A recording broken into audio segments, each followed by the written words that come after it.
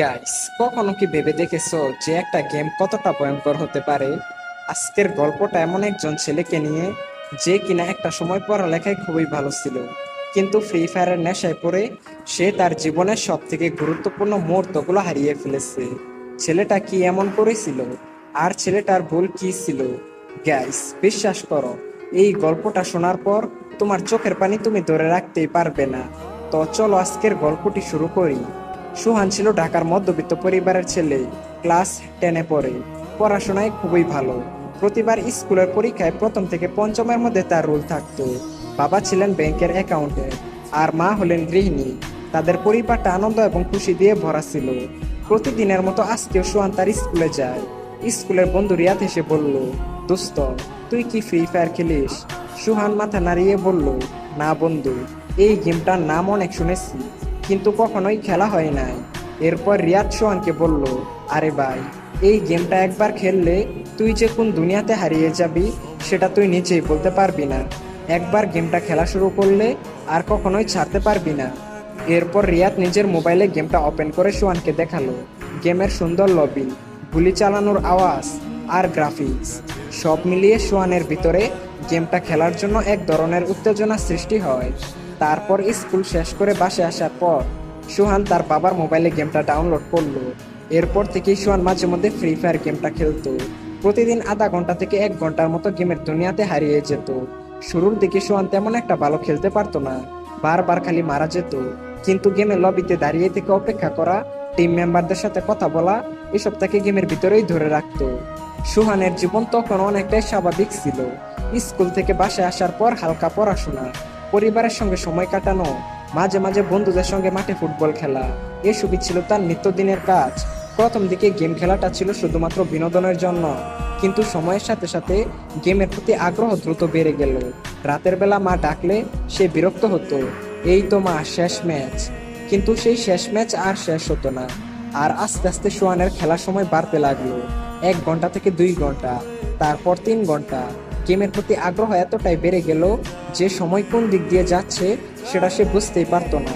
প্রথম দিকে সে বলতো, কিছুদিন গেম খেলে তারপরে গেম খেলা কমিয়ে দিব, কিন্তু তার কথা মতো না হয়ে গেম খেলার সময় আরো বেড়ে গেল। স্কুলে ক্লাসে সে মনোযোগ দিতে পারতো না। বই খুলে ফ্রি ফায়ারের ম্যাপ দেখতে পারতো, বইয়ের মধ্যে চোখ থাকলেও মনোযোগ পড়াশোনায় থাকতো না।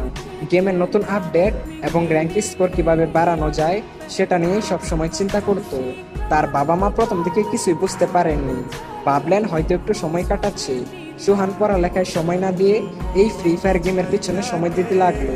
তার স্বপ্ন হয়ে উঠলো সে একদিন ফ্রি ফায়ার গেমটার মাধ্যমে অনেক বড় ইউটিউবার হবে, এবং তার কাছে বিবেচও থাকবে, আর সবাই তাকে গেমের মধ্যে অনেক সম্মানও করবে।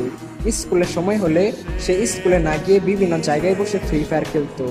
কিছুদিন পর সোহানের মা তাকে ধরে বলল, বাবা, এত গেম খেলছিস কেন? চোখের সমস্যা হয়ে যাবে তো, পড়াশোনার অবস্থা তো খুবই খারাপ হয়ে যাচ্ছে। সোহান জবাব দিল, মা, আমি সবকিছু সামলাতে পারবো, কোনো সমস্যা নেই। কিন্তু সোহানের মা ঠিকই বুঝতে পারলো তার ছেলে এখন অনেকটাই বদলে গেছে। আগে যেমন তার ছেলের মুখে সবসময় হাসি খুশি থাকতো, কিন্তু এখন তার ছেলে পুরোপুরি চুপচাপ, কখনো রাগ করতো, কখনো মনমরা হয়ে বসে থাকতো। এদিকে সোহান নিজের রুমে গিয়ে দিনের পর দিন এই গেমটার পিছনে সময় দিতে লাগলো। গেমের প্রতি আসক্তি এতটাই বেড়ে গেল যে প্রতিদিন 15 থেকে 18 ঘন্টার মতো র্যাঙ্ক পুশ করতো। আর সেই কারণে আস্তে আস্তে সোহানের শারীরিক এবং মানসিক অবস্থার পরিবর্তন ঘটতে লাগলো। সারা রাত র্যাঙ্ক পুশ করার কারণে সকালের দিকে সোহানের চোখগুলো লাল হয়ে যেত। স্কুলে মনোযোগ নেই। শিক্ষিকা বললেন, সুহান, এত মনোযোগ হারাচ্ছিস কেন? সোহান কোনো উত্তর দিল না। সোহান রাতেও গেমটা খেলতে লাগলো, এমনকি রাত 2টা থেকে 3টায় ঘুমাতো। সোহানের ঘুম কম হতে লাগলো, আর সেই কারণে মুখ ফ্যাকাশে হয়ে যেতে শুরু করলো। আর অতিরিক্ত গেম খেলার কারণে মাঝে মধ্যে সোহানের চোখ দিয়ে পানি পড়া, মাথা ব্যথা, চোখে কম দেখা, আরো বিভিন্ন ধরনের মানসিক সমস্যার সৃষ্টি হতে লাগলো। সুহান এই সব কিছু বুঝতে পেরেও কাউকে কিছুই বলতো না। তোমরা আগেই হয়তো জেনেছো, সুহান একজন মেধাবী ছাত্র ছিল। সে আগে পরীক্ষায় ভালো রেজাল্ট করত, কিন্তু এখন সে ফ্রি ফায়ারের নেশায় পড়ে আসক্ত। স্কুলের পরীক্ষা কাছে চলে আসলেও সুহান কোনো প্রস্তুতি নেয়নি। তার মন পড়াশোনা থেকে সরিয়ে গেমের দিকে চলে গেছে। এরপর কিছুদিন পর যখন পরীক্ষার রেজাল্ট আসে, তখন সোহানের রেজাল্ট আসলো ফেল। শিক্ষক ডাকলেন তার মা বাবাকে আর বললেন, আপনার ছেলে এখন আর পড়াশোনায় মনোযোগ দিচ্ছে না, সারাক্ষণ ক্লান্ত, মনোযোগহীন। আপনার ছেলের দিকে একটু খেয়াল রাখুন। সোহানের বাবা তার ছেলের এইরকম রেজাল্ট দেখে অনেকটাই হতাশ হয়ে যায়। এরপর সোহানের বাবা তার ছেলের হাত থেকে মোবাইলটি নিয়ে বলল, আজকে থেকে তোর মোবাইল টিপা একদম বন্ধ। সোহান তার বাবাকে বলল, এটা কখনোই সম্ভব না। এরপর সোহান উল্টা তার বাবার হাত থেকে মোবাইলটি নিয়ে তার রুমের মধ্যে গিয়ে দরজা লাগিয়ে দিল। যেই সোহান এক সময় তার মা বাবাকে সম্মান করত, শ্রদ্ধা করত, সেই সোহান এই গেমের নেশায় পড়ে তার বাবার সাথে এইরকম একটা ব্যবহার করলো। সোহানের বাবা তার ছেলের এইরকম আচরণ দেখেও কিছুই বলল না, কারণ সোহানের বাবা তার ছেলেকে অনেক বেশি ভালোবাসতো।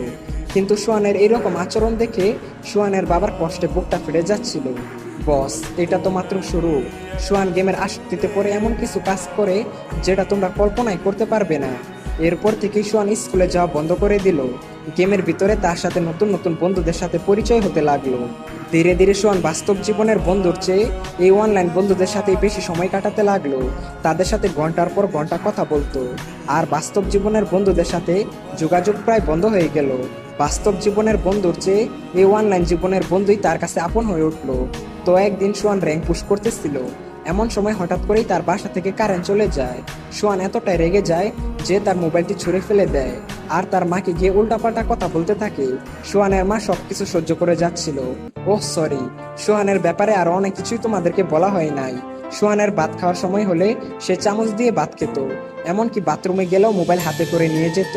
বাইরে ভাই, বুঝতে পারছো গেমের প্রতি কতটা আসক্ত হয়ে গেলে মানুষ এই সব কাজ করতে পারে। তখনও সোহান ডায়মন্ড কেনার বিষয়ে তেমন কিছু জানতো না। কিন্তু একদিন গেম খেলার সময় সোহানের পরিচয় হলো একজন রহস্যময় ছেলের সাথে, যার নাম ছিল হান্টার এক্স।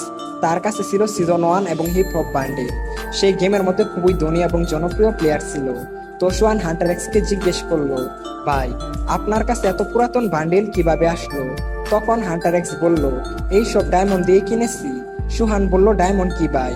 এরপর হান্টার এক্স বলল, গেমের মধ্যে টাকা খরচ করে ডায়মন্ড কিনতে হয়, তারপর ডায়মন্ড দিয়ে এইসব বান্ডিল পাওয়া যায়। সোহান বলল, ও আচ্ছা, এই ব্যাপার। তাহলে গাইস, সোহান এখন কি করবে? সে কি তার বাবা মায়ের কাছ থেকে টাকা চুরি করে ডায়মন্ড কিনবে? আর হান্টার এক্স আসলে কে?